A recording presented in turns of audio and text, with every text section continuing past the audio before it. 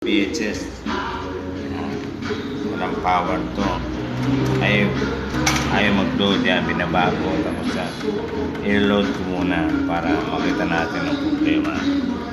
Yan. I-pause muna. Load ko na, yan na. Ayan, naka-load na yan. Pumasok ng capstan niya. Isang rubber, may ikot na engine niya. Yan, yung sa pinaka-load na ito, pinch roller na. Yan o, yun ang guide niya, pin guide. Ngayon, sasaksak ko yan. Pag tingnan natin kung ano mangyari. Diyan ka lang, ba?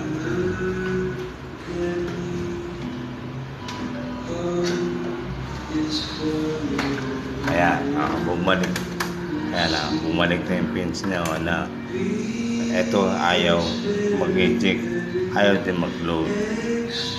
Yan ang problema niyan.